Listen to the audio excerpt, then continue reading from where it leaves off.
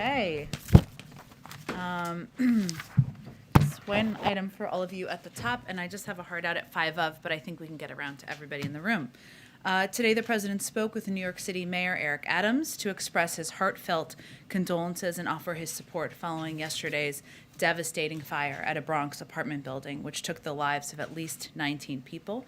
In the wake of this terrible tragedy, the president wanted to reach out to offer comfort and also offer support in case there's anything the mayor needs. Our hearts go out to everyone who was impacted, and we're very appreciative of the heroic work of the first responders who were on the scene so quickly. I know some of you have asked about assistance. I'm not aware of any requests for federal assistance, but of course we will let you know if there's anything to share, and we will remain in close contact with leaders there as well. With that, Zeke, why don't you kick us off? Thanks, Jen. Starting with the talks in Geneva right now, has the president been briefed on the round of negotiations of the past couple of days, and what is the current U.S. government assessment of Russian intentions when it comes to eastern Ukraine?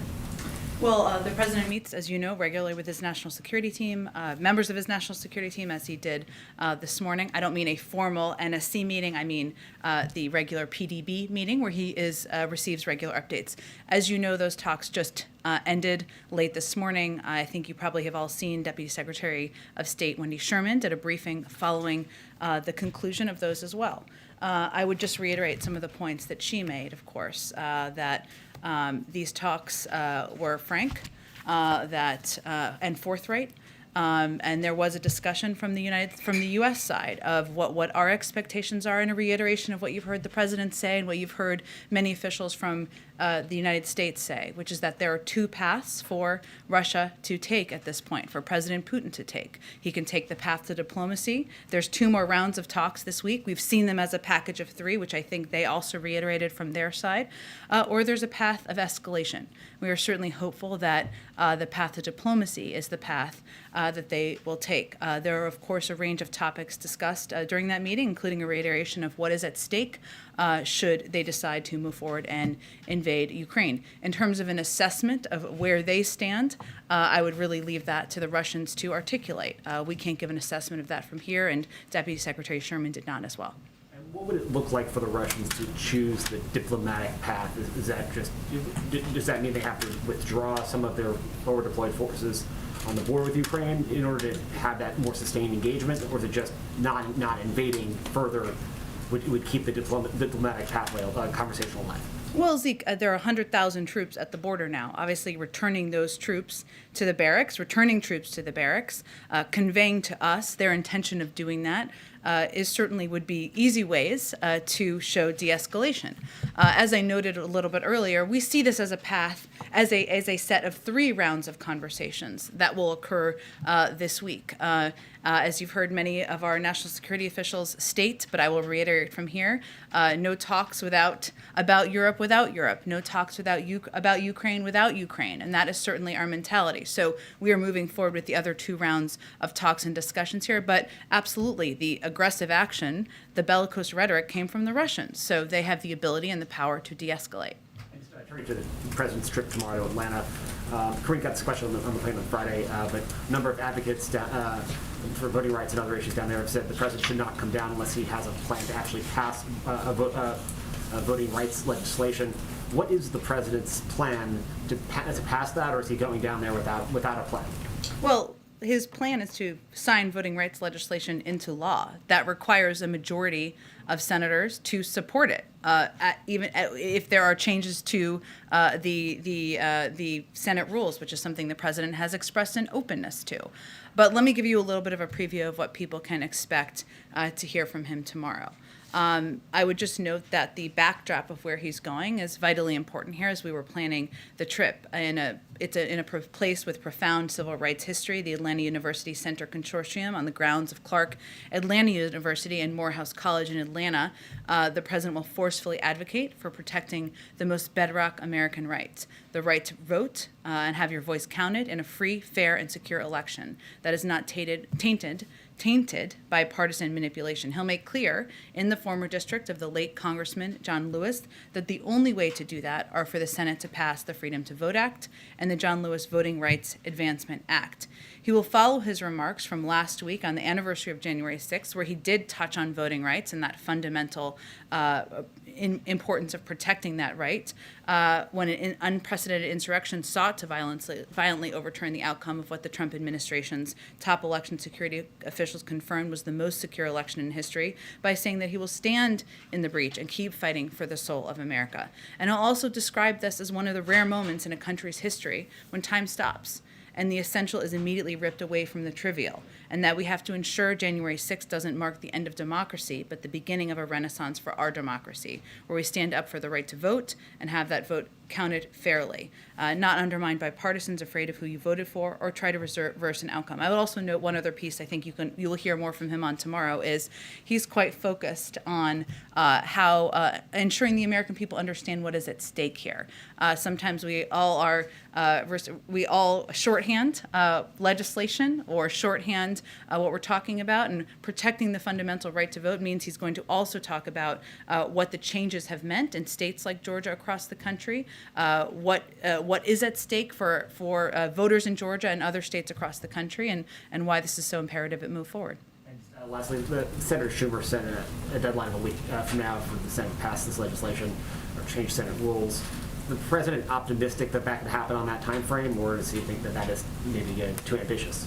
Well, he's going to continue to work in lockstep with Leader Schumer on moving this vote forward. But beyond that, we're taking it day by day to press for the vote to happen and to be successful. Go ahead. Just following up on some of those questions. So on Atlanta, will Stacey Abrams be joining the president during any of these remarks? Andrea, no, we'll have a list. There will be a number of elected officials joining us, traveling, and also there. I think we're still finalizing that list, and we will venture to get you that as soon as possible. Okay. And then just our favorite topic is the Fed nominations that we were expecting in December. Can you give us any kind of guidance on when we could expect those? We hope to. A little bit more specific than soon. I wish I had something more specific to deliver to you today, but I can just continue to reiterate, the President looks forward to announcing those soon. Okay, and then just on the Fed issue, Elizabeth Warren has spoken out about reports that indicate that Governor Clarida made some purchases and sales and is calling for greater transparency. Is this an issue that the President is engaged on? And do you think it's time for a kind of a more serious look at what the rules are that govern the Federal Reserve's actions and of its top officials? Well, we and the President deeply respect the independence of the Federal Reserve, and we're not going to comment on recent developments. But I can say, broadly speaking, the President believes that all government agencies and officials, including the Federal Reserve, including independent agencies, should be held to the highest ethical standards, including the avoidance of any suggestions of conflicts of interest. The Fed is obviously an independent agency, as I've stated a few times. It has its own ethics rules and requirements, including the new rules issued in October to address conflicts, and so we defer to that agency about any specific follow-ups. And just to follow up on the issue, on that issue with the Fed. So I understand it's an independent agency, but if an independent agency if officials at an independent agency are not following the rules to the letter, or if those rules don't seem like they're covering the whole thing, is it time to take a closer look, even beyond what happened in October? Well, again, Andrea, I think the President respects the independence of the Federal Reserve. I just noted that they have their own ethics rules and requirements. They put new rules in place in October. I'd point you to them, but the President's expectation that all government agencies and officials, including independent agencies, are held to a high standard, with high ethical standards, avoiding conflict of interest speaks for itself. One more question on COVID. So we know that the rapid test contracts have gone out, but they've gone to companies that basically procure materials as opposed to companies that are manufacturing the tests. Are you satisfied that there's adequate testing, manufacturing capability in place and going to procure the tests? Well, let me give you a little bit of an update on kind of a couple of timelines, or updates on timelines, I should say, on where things stand. We're working closely with manufacturers and distributors to understand what they can ship and by when, as well as actively working through the timelines for distribution. As you kind of touched on there in your question, there are several components of this. So we want to ensure that there's not only that physical test, but the ability to distribute them, which is what we're working through right now. We expect that the contracts are structured in a way to require that significant amounts are delivered on an aggressive timeline, the first of which should be arriving early next week. We expect to have all contracts awarded over the next 2 weeks, and then Americans will begin being able to order these tests online later this month. We also expect to have details on the website, as well as a hotline later this week. So these are all components that we're working through and working to expedite as quickly as possible. On the hospitalizations, which are now at a record level, is there anything that the federal government can do to augment the capacity of hospitals, which are now having to cancel selective surgeries, I think in something like more than half of U.S. states? Is that something where DOD could come in with mobile field hospitals, perhaps to just offer additional capacity? Well, we actually have deployed a number of resources to surge resources over the course of the last several months. We will continue to do that, and we're working with local health authorities, state leaders, local leaders to determine where there are the greatest needs. But we have deployed a range of resources, many of them through FEMA, to ensure that local communities who have higher surges or needs in different ways, I should say, have resources from the federal government. Go ahead.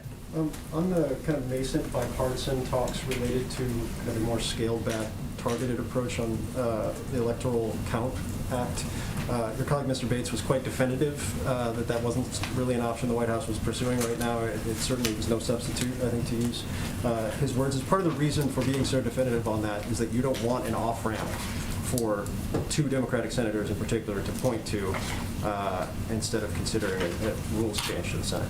I've always known my colleague, Mr. Bates, to be definitive. I don't know if you all experienced that as well. But I think what our position is from here, and what the position of many advocates for voting rights and many Democrats on the Hill is that it is not a substitute. And we should not treat it like a substitute, because the two bills that the president will talk about tomorrow have essential components of them that will protect people's fundamental rights, expand access, ensure that people know that when they vote, it will count and not be overturned. And we want to be very clear with the public that it is not a replacement or a substitute.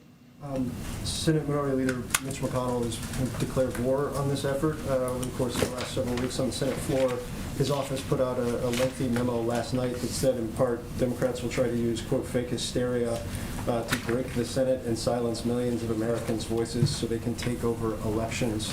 The president's been a little sharper towards Republicans. Do you have a response to that memo and Leader McConnell? It is pretty ironic. If making it more difficult to vote is not silencing the voices of people, words that Senator McConnell used, I don't know what is. I also think it's important to note here, if you look back at Leader McConnell's record from the past, he has a pretty strong record of supporting voting rights. And what has changed? That's a question for him, less for us. But I will give you a few examples. 2004, Leader McConnell. I cannot think of any reason why anyone on either side of the aisle would oppose the protection of the franchise of all Americans. 2006, the Voting Rights Act of 1965 represents one of this country's greatest steps forward. Obviously, I rise today in support of its reauthorization. Again, 2006, he wrote in his memoir that he was overwhelmed to witness such a moment in history when the Voting Rights Act passed in 1965. So I use those examples to remind people that this should not be a partisan issue, protecting people's fundamental voting rights, that people should be protecting them and standing up for Americans of all political stripes. That is what we are working to do. And what we're talking about here is fighting against the big lie that was perpetuated after January 6th in in around January 6th, I should say, by far too many Republicans in Congress, and it has resulted in states across the country putting in place more laws that are making it more difficult to people to exercise their rights. We don't think that is right. We don't think that is a political issue. It is a fundamental right in this country, and it should be. One more, just on Build Back Better, because I have to ask about that at the press briefing. Look, I understand you guys can walk and chew gum at the same time, but in talking to Democrats in both chambers, some over here as well, there's just not a lot of sense that the conversations you guys have said are ongoing right now are going at a pretty significant clip or are substantive at this point. So where are you guys, and what are the next steps here? Well, our conversations are continuing behind the scenes at a staff level. And I can assure you that, and assure the American people, that the president is going to continue to press to get Build Back Better done, to ensure that we are lowering costs for Americans across the country. Most importantly, to ensure we are lowering costs for Americans across the country on child care, on elder care, on health care, addressing the climate crisis. We know that we need 50 votes in order to get that legislation done, and we need to figure out what that looks like to get that legislation done. But those conversations are happening behind the scenes, and the president remains absolutely committed to lowering costs for the American people. Go ahead, Kelly. On voting rights, when you do hear the criticism from some advocates about don't come without the plan, or others who say the president has not been personally enough involved, as he heads to this, does he feel he has the political influence to be the tipping point this week? Well, Kelly, it's a hard question to answer, because really what we're talking about is whether we can get enough votes in Congress to get this done. And that's why I think it's important to note that the president will talk about this as a fundamental right for all Americans, something that there has been a history of supporting from both sides of the aisle, something that the public should expect and demand from their elected officials to support. I think we would dispute the notion that the president hasn't been active or vocal. He's given a range of speeches. He's advocated for voting rights to pass. He said it is a fundamental priority for his presidency, and he has agreed with his vice president that she would lead this effort. We understand the frustration by many advocates that this is not passed into law yet. He would love to have signed this into law himself, but tomorrow is an opportunity to speak about what the path forward looks like, to advocate for this moving forward in the Senate. Can you speak to the role of the vice president tomorrow and what she will be talking about and how that relates to the president's message? Absolutely. The vice president, of course, has an important role to play here as the person who is leading this effort and will continue to lead this effort from the administration. She has worked to date to help build a groundswell of support, something that many grassroots advocates have been working on for many years now, but she has met with a number of these advocates. She has engaged, and she's going to continue to speak about voting rights across the country. In terms of the preview of her remarks, we're not quite there yet. Maybe we'll have some more to say about hers and the president's later this evening. We'll see. And as the president has heard feedback from Geneva on the state of the negotiations or conversations there, is he giving any sort of incremental instructions to Wendy Sherman and the team about things he would like introduced into the talks, or is he leaving that to be an on-the-ground sort of discussion for those who are in the room and handling it physically there? Well, he is in regular touch with members of his national security team, and they are in touch with team members on the ground. So I would say we are looking again at this week as a set of conversations, and we will see and be able to assess where things stand better at the end of that. I will note a couple of things that as you're looking at this. We are preparing ourselves for the possibility and likelihood, no one should be surprised, I should say, if Russia spreads disinformation about commitments that have not been made, or if it goes even further and instigates something as a pretext for further destabilizing activity. And so we would continue to urge everyone not to fall for any attempts to push disinformation out there. But for the president, the most important thing to convey, and that he's conveying to his team, is that no talks about Europe without Europe, no talks about Ukraine without Ukraine.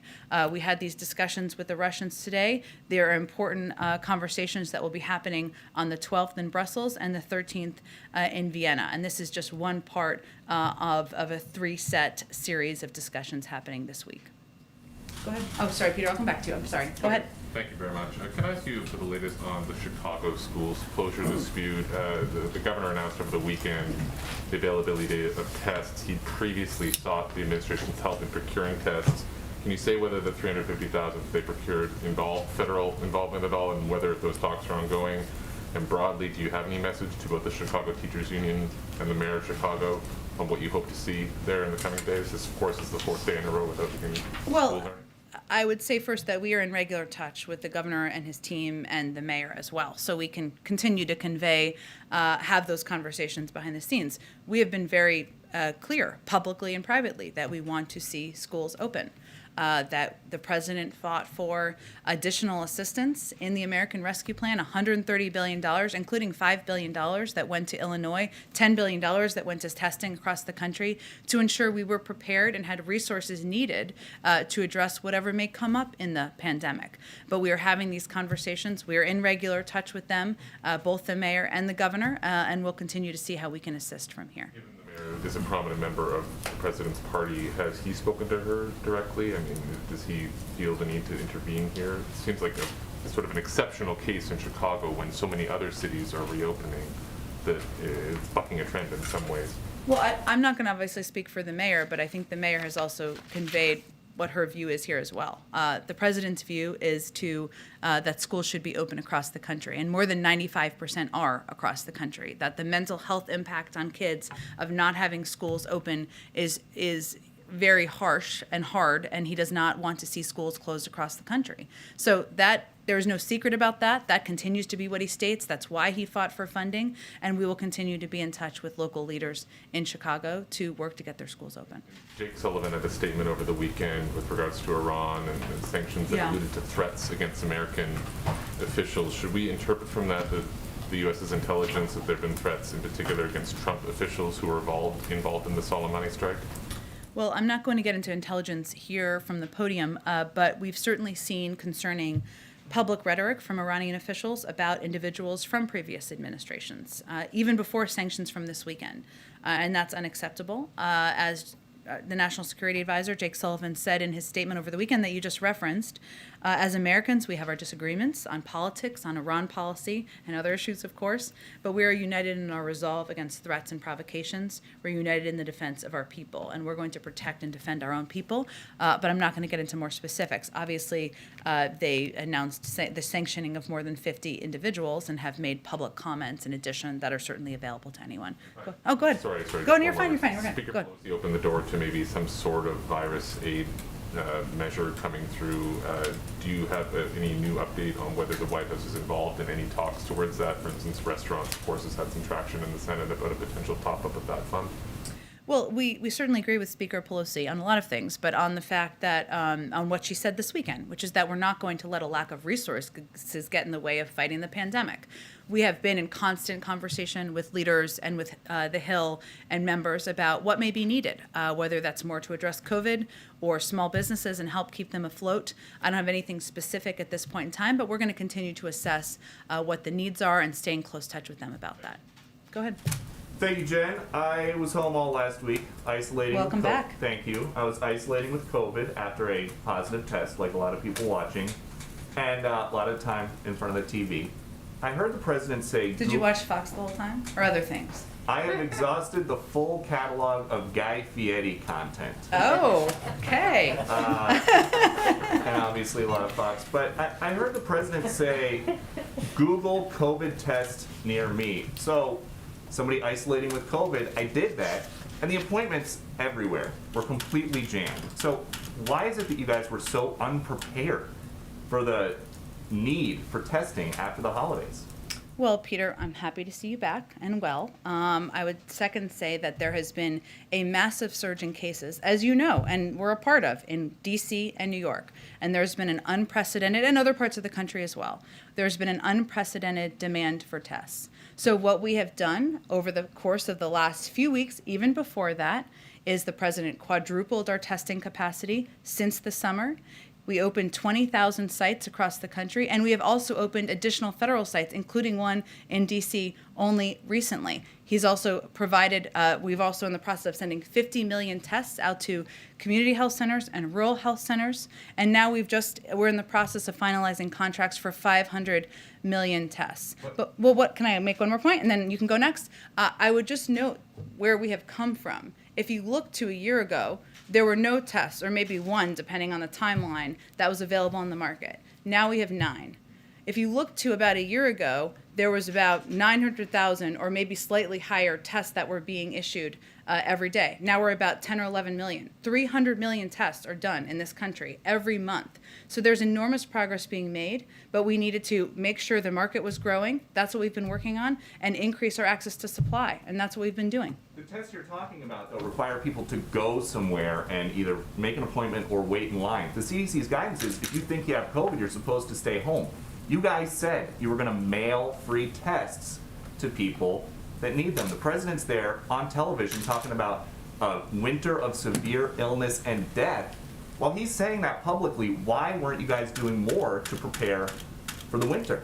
Well, Peter, everyone decides where they're going to go get a test, and we make a range of options available. You can also purchase tests online. Later today, we'll have more details on how 150 million Americans who have health insurance can get reimbursed for tests. So we'll have more details on that later. The 500 million tests I noted, and I give you a little bit of an update on the timeline. We'll have more on the website later this week. So our steps and our process from the beginning has been expanding access to free tests to make it easy and more accessible for Americans, and we're continuing to build on what we've done to date. But the president talked about a winter of severe illness and death. At the rate you guys are going, these tests are not going to be available until spring.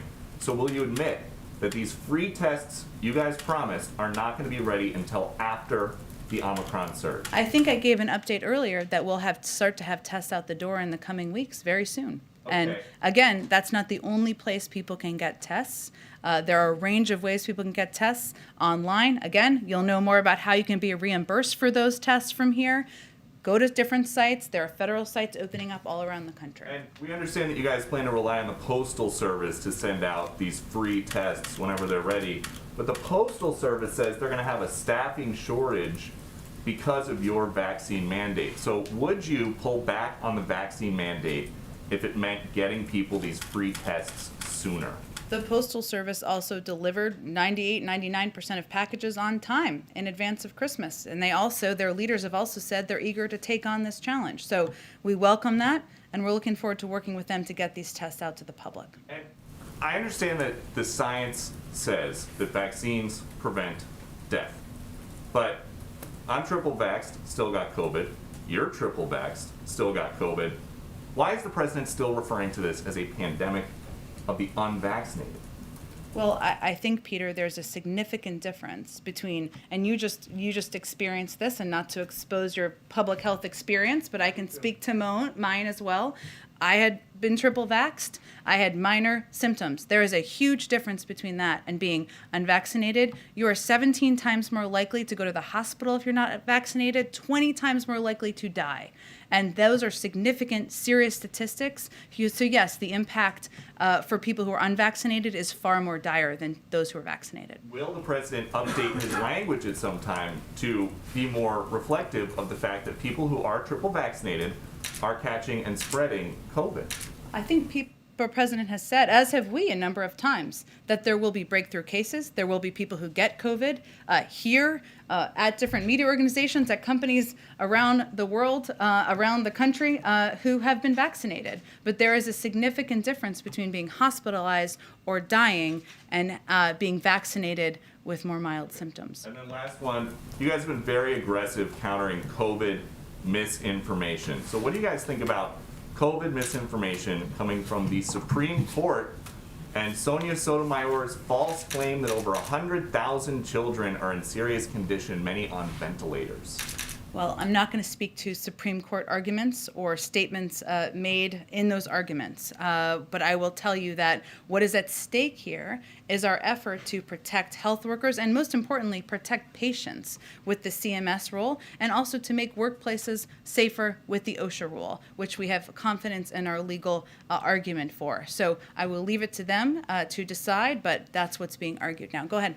I know getting ahead of the president before a major speech is one of your favorite things to do. With that being said, I'm going to try this question anyway. You mentioned that over the past year, President Biden has expressed more openness about taking a look at filibuster rules, especially when it comes to voting rights. Is that a topic you expect him to directly address tomorrow and get into? Yes. Is there an announcement in terms of whether he'll be more forceful or whether he'll have any specific thing to say other than I'm open to the idea? The president has spoken to this issue a number of times, as I've said before, including as recently as December, where he said that if that is how we get this done, I'm open to that. But again, he's working on his speech, and you'll have to tune in tomorrow and see what he has to say. Has he had any specific conversations with senators about this legislation, about a rules change in the past couple of weeks? We're in regular touch at a range of levels with senators. I'm not going to detail those further. And then last question, any response to a recent statement from Senator Sinema's office indicating she would not be in favor of changing the rules and dealing with these two pieces of legislation? Look, I think that everyone is going to have to take a hard look at where they want to be at this moment in history, as we're looking at efforts across the country to prevent people from being able to exercise their fundamental rights. Go ahead. Jen, in previewing the president's speech earlier today, you said that he will forcefully advocate for the voting rights. Last week's speech on January 6th, the president's speech then was viewed as pointed and forceful. In terms of the tone of tomorrow's speech, should we expect something along those lines? Well, I would say that the president will certainly be clear about what is at stake here and how important it is to protect people's fundamental rights across the country. He felt that speaking to this warranted a moment where he was going to give a full speech on it. That's exactly why he's going to Georgia, a place with enormous history on civil rights issue, unfortunately enormous recent history on efforts to suppress the vote. So that is why he's going there. But January 6th, it's all connected in his view, was certainly a day where he needed to speak very clearly about the role of his predecessor. And just one on COVID, could you expand just a little bit about on what the president said last Friday when he was asked about controlling COVID? When he mentioned the new normal, was he moving away from his campaign pledge of shutting down the virus or changing the messaging at all about COVID-19? What he's referring to is the fact that we have now, we're in a different place than we were a year ago. More than 200 million Americans are vaccinated. More than 71% are fully vaccinated. More than 80%, or a little higher than that, have had a first dose. We have a range of tools at our disposal, including antivirals and other treatments. So we're going to continue to expand that, but we are in a different place than we were a year ago. Go ahead. Does the president feel that forceful speech that he gave last week, does that raise the bar for getting something done? I mean, he's been talking about this for months. He had a speech in July in Philadelphia. Nothing's happened. Has he basically raised expectations here? About giving good speeches or about? Voting reform. I think he believes the stakes should be raised. He wouldn't be going to Georgia tomorrow, a place where there is enormous history of civil rights leaders, of his friend John Lewis advocating for fundamental rights, including voting rights, if he wasn't ready and prepared to elevate this issue and continue to fight for it. The administration has said that schools have the resources to remain open, yet we're seeing closures, including Chicago. There's still a lot of teachers staying away. They're due to illness or fears, other school personnel. So what is the White House prepared to do in the event of other school closures due to lack of personnel? Well, I think it's important to note that more than 95% of schools across the country are open. And in part because of the resources that they were able to receive from the American Rescue Plan. It enabled them to hire more bus drivers, maybe hire more teachers, put in place additional mitigation measures. Many secured testing contracts to ensure that there could be regular testing at their schools. There are some parts of the country where all of those resources haven't been deployed yet. Of course, our Department of Education will continue to work with them, and our Department of Education has also taken steps far in advance of the last few weeks to work with states on anticipating and preparing for labor shortages. So we are in touch at every level.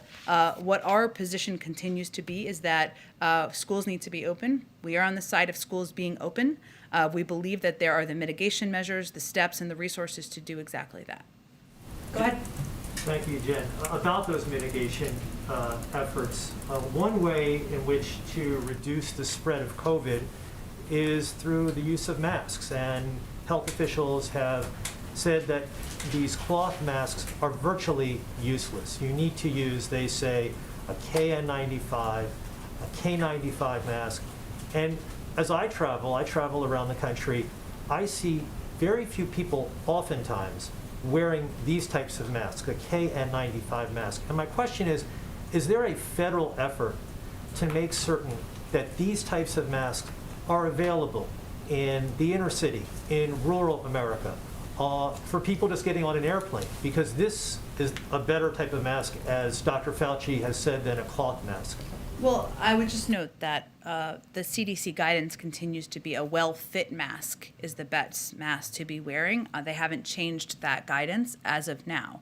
In terms of how these resources, if we talk about schools and keeping schools open, can be used, the purchase of masks certainly could be a part of that. It's up to school districts and local school districts to make those decisions. We also, of course, work with community health centers, rural health centers, local health leaders on what they feel their needs are and how resources from the American Rescue Plan and COVID packages in the past should be spent. But the guidance has not changed from the CDC, but we do listen to local health leaders on what their needs are and how the resources that have already been approved can be effectively deployed. There's no money then that could be taken from the American Rescue Plan devoted towards this federal effort? I don't think that's what I said. I think. I'm asking you that Sure. question. Well, $130 billion of the rescue plan was for schools.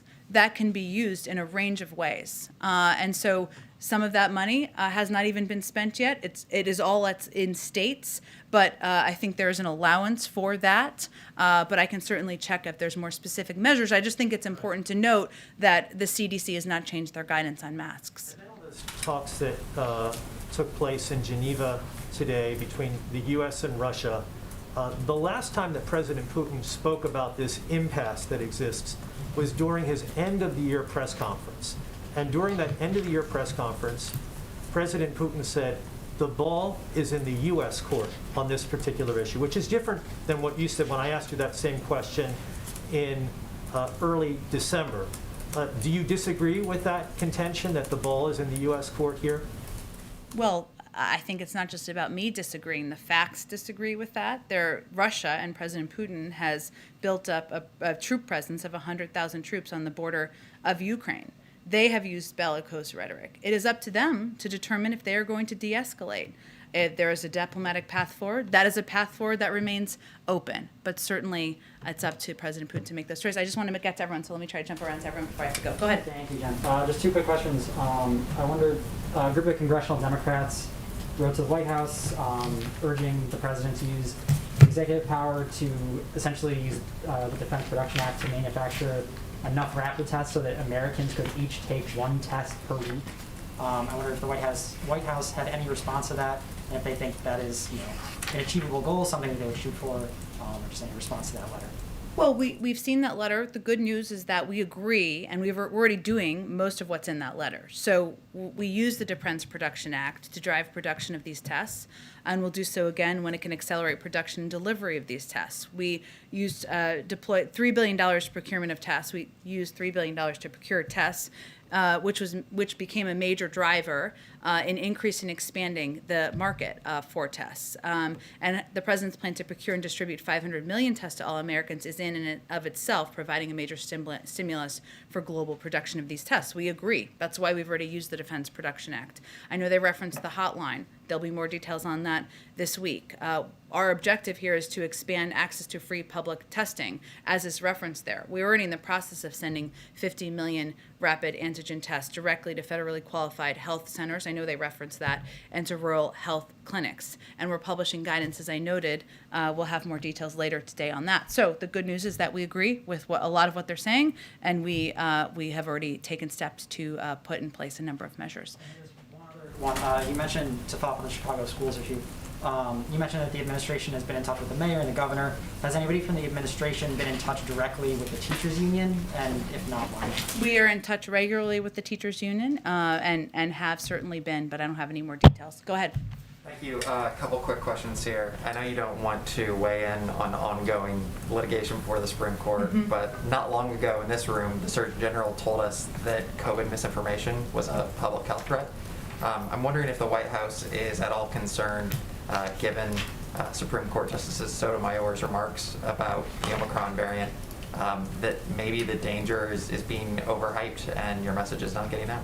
I think I just addressed this. Didn't I answer this question? You answered it. Are you worried that there's misinformation that is being spread, so much so that even a sitting Supreme Court justice has an inaccurate picture of things? Again, I'm just not going to weigh in on a specific legal argument made in the court. And then I know you've been asked several times about Chicago. You've said it here. You've said it before. The president clearly wants schools to be open. There's been money that's been allocated. Can we expect that the president will be more aggressive and use the bully pulpit to tell teachers unions in Chicago to get black in the classroom? I mean, this is the nation's third largest school district. Well, again, I would note the president has been very clear, as we have been clear. We are on the side of schools being open. That is why he advocated for funding in the American Rescue Plan, and we will continue to convey that clearly because he believes the mental health impact on kids could be dire, and it is imperative that kids are in the classroom. More than 95% of schools across the country are doing exactly that, and we're hopeful that will continue to increase. One more, yeah. Quickly, in December, you and I talked about the Afghan women who had been honored here at the State Department. Sources are telling us right now currently that some of these women are being told that before they can apply for refugee status, they need to leave the country. And if they do that, though, the odds are good that their bank account will be seized, and that process is a 2-year-long process. Are there any additional resources that are going to them currently? I know it's a challenging situation and it's in flux, but is there anything more you can tell us about trying to get those? Let me check on more specific details. Obviously, the State Department is overseeing all of our programs, and we're continuing to work to get more people out, but I will see if there's more details on this, and I'll ask them specifically. Go ahead, and then way back. Thank you. I wanted to ask you about India-US relationship. What is on President's agenda for this year when it comes to the world's two largest democracies, India and the US? Well, as you know, back in September, the president hosted President Modi at the White House, and their meeting was about launching a new chapter in the history of the U.S.-India relationship. At that time, the two leaders laid out their shared vision for the U.S.-India relationship, and will continue to work closely this year. You can expect our governments will be moving forward on a wide-ranging set of initiatives, from cooperating to fight the pandemic, scaling up action to address climate change, working bilaterally and through the Quad, expanding our cooperation in trade and investments, cyber, and in new and emerging technologies. And continuing to talk about, and as always, we are focused on strengthening the deep ties between our people and our shared democratic values that underpin the relationship. But obviously, we're going to continue to build from here. Quickly on China's aggressive behavior on its border with India. Does this come into your talks with the Chinese? Is the U.S. sending any message to the Chinese on this? Well, we continue to closely monitor the situation. We continue to support dialogue and peaceful resolution of these border disputes. We've been pretty clear how we view Beijing's behavior in the region around the world. We believe it can be destabilizing, and we're concerned by the PRC's attempt to intimidate its neighbors. We'll continue to stand with our partners on that. Last one. Go ahead. Goldman Sachs is saying that there's going to be 4 rate hikes this year. The Federal Reserve indicated maybe 3. If they move a quarter of a point, the Committee for Responsible Federal Budget says that 3 hikes would add an additional $175 billion a year to a debt payment alone. So does this change the thinking of the White House in terms of how much spending the president wants to do as the rate hikes start to come in? Well, first, I always like to say monetary policy is the purview of the Federal Reserve, and we respect their independence. Interest rates have been, kind of as you touched on there, at historically low levels during the pandemic. We always knew that as the economy recovered and gained strength, interest rates would rise to more historically typical levels. The president is committed, as you talk about spending, to fiscal responsibility and ensuring that our long-term investments are fully paid for. That's why he has proposed a range of ways to pay for his Build Back Better agenda, and why it's fully paid for, and would still lower the cost for Americans on prescription drugs, childcare, and many other issues. But he is somebody who is mindful about being fiscally responsible and is focused on that as he looks to his agenda moving forward. Go ahead. Climate change. So the president talks about a transition away from gas cars, recently announcing the mileage standards going up 40 miles per gallon over in the next 5 years. He's pushed for electric cars. The Beast gets an estimated 6 miles to the gallon. The president's been in office a year. Is there any plans to make his car electric? I'm happy to check on that. I mean, part of what we've talked about is making sure that the fleet owned by the United States government, which is very large beyond the Beast is just one member, is that we work toward making sure we're leading with our focus on energy independence as well. But I am happy to check on his car, otherwise known as the Beast. Thank you, everyone, very much. Yeah. You talked about the importance of students being back in the schools and the mental health issues. But this administration has made a really strong commitment to labor unions in general. So how can you disregard the concerns of teacher unions who say that classrooms aren't safe, or who are concerned that classrooms aren't safe? I don't think, Andrea, that's an accurate characterization. We've prioritized teachers getting vaccinated first.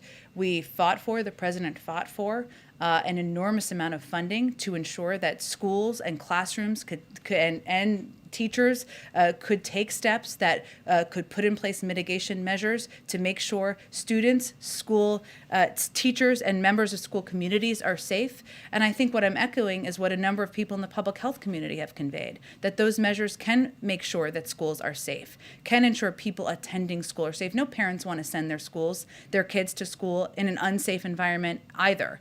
But we are in a very different place than we were earlier this year, and it's important for people to be mindful of the mental health impact on kids, something that, of course, many parents across the country feel very strongly about. Thank you, everyone, so much.